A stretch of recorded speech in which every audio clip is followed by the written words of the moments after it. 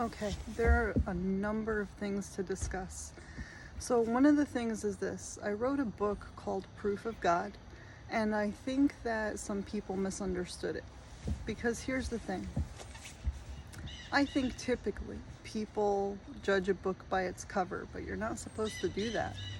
So, part of what happened is that I made Proof of God, and there's a photograph of me on it on the cover. That doesn't mean that I think I'm God. I could, like, everybody is their own personal God, is the way I see it, is that you're responsible for yourself, you're responsible for the choices that you make, and so that's what I meant by it, by I'm God. But in the book, there's no mention of the word God at all. It's just a book of poetry, and I don't want to call it dumbed down poetry, but it's like dumbed down poetry. It's, here's the thing: people read poetry and they hate it. And they hate it because they don't understand it. And, like if you read Shakespeare, that's a whole nother language, and most kids are bored by it. So I tried to make poetry that was people friendly. It's a place that's metaphoric and easy to understand at the same time. So I tied in poetry plus some life stories, some life experience in that book. It's available on my website. It's ana333.com. I don't know. Nobody bought it. Nobody knows about it. I'm terrible at advertising myself. That's just, I'm bad at that. Everybody's bad at something. That's one of my giant flaws. So there's that. People misunderstood it. I think some religious people wound up thinking that I am God. I don't know why they think that. I don't know how that happened, but somebody severely misunderstood that. I'm not God to you. Like, you're your own gods, or you're your own beliefs. Whatever your belief system is, that's probably what's right for you. That's your level of understanding. I'm not judging that. I was just giving an alternate perspective when I said I'm God. Because every individual could be God for themselves. You know what I mean? We need to learn how to judge ourselves the right way. People often, you make a mistake in life and then like you turn it inward, blame yourselves, and then wind up feeling hurt because you put so much blame on yourselves. Sometimes we blame others because people don't like to blame themselves. They like to point the finger outward first. My perspective is point inward first and see, did I do anything wrong first? And if the answer is no, then you could turn the blame outward, because sometimes the outside impacts us, but sometimes it's us impacting ourselves. And without having that personal understanding of ourselves and our mistakes and how we perceive ourselves, then, it's incorrect to point the finger outwards to blame other people. That's how I feel about that. So that book hopefully would have led people to understand a little bit more about themselves and about their personal responsibility to themselves. And that's self-empowerment. That's where that comes from.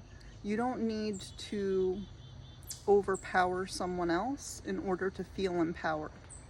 That's how I feel about that. So that's one thing that went wrong, I think, in the recent couple of years. I call it wrong because religious people, wound up using technology to hurt me as a result of judging that book by its cover, assuming that I'm God, and then assuming that I'm supposed to accept them.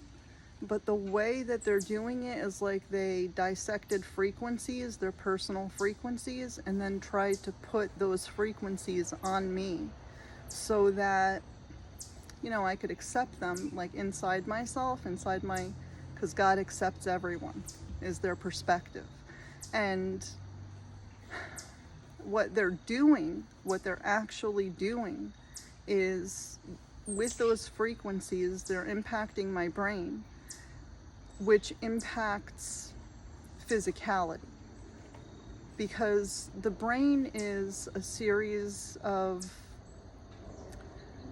complicated things. Electrical impulses, every thought is an electrical impulse. Every electrical impulse is a mark on a tree, let's say. If lightning strikes a tree, it's going to leave a mark. So when a thought strikes your brain, it's going to leave a mark. It leaves a mark on the physical gray matter of your brain. It alters your brain, but in tiny specks, you know? It's not like one thought suddenly changed your entire physical brain. That's not how it happens. It's tiny, tiny specks at a time. Well, when these frequencies are repeated over X amount of time, things start to manifest, which means the brain directly changes. To counteract that, you could have different thoughts, but that's a lot of work. You know what I mean? Especially if there's a bombardment of frequencies. So for those religious people who want me to be God or who assumed me as God, you're incorrect. I'm not your God. And acceptance means to, like, if I'm going to accept someone outside myself, if I'm going to accept you as a person, what that means is that I could look at what you are, how you behave, what you do in life, and I could say I like that or I don't like that. That's a choice. If I accept you, I like what you're doing and I accept you as a person. And that doesn't mean I have to agree with every single thing that you do. I could still like you as a person. I just don't agree with everything that you do because that's a personal feeling. That's the beauty of individuality, is that everybody can feel however they feel personally without infringing on other people. Once you start using technology, then you're forcing yourselves on someone else. That's the wrong thing to do. That doesn't mean that they're going to love you more just because you exist there.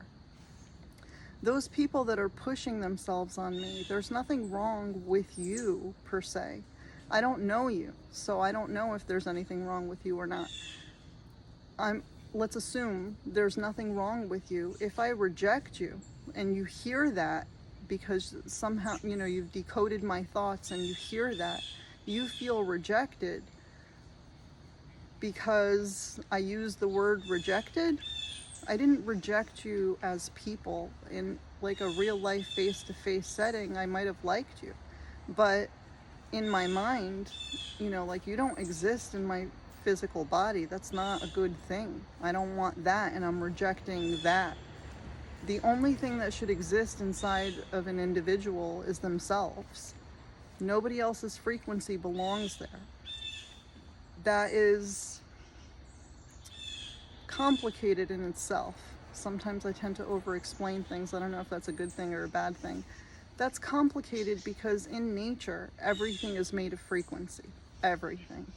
And everything could be decoded. So on that level, I understand how some scientists think that the universe is a simulation.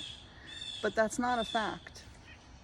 I could see why you think that, and in that way, it's you could manipulate the universe as if it was a simulation, but it's not a good thing to do that because of the physicality limitation. Your physical self is a constraint. So that leads me to timelines, okay? Now, inside the self, in your mind, you could have infinite possibility. Anything is possible in the sense that you could say, you know, I want my future to look like this. And whatever your design is of your future, like that's goal setting. You set a goal and then you say, okay, I want to do this thing. I want to live here. I want this type of environment. And what do I do to get it? Well, some people think they could manifest stuff like poof, there it is. That's not what manifestation means. To manifest something is to choose a goal and then step by step work your way towards that goal. Every step leads you closer to where you want to be. That said, I had that, but people use technology to confuse those timelines. It's starting to rain on me, so I'm probably going to have to run away in a minute. People use technology to confuse those timelines because they thought they could select a timeline and then drag me onto it. Those are their decisions. I don't want to be dragged into your decisions. I have my own path. But if you want me in your life, our paths will cross on the outside of the person, not on the inside, on the outside. That's why action speaks louder than words. So we'll cut that there because of rain.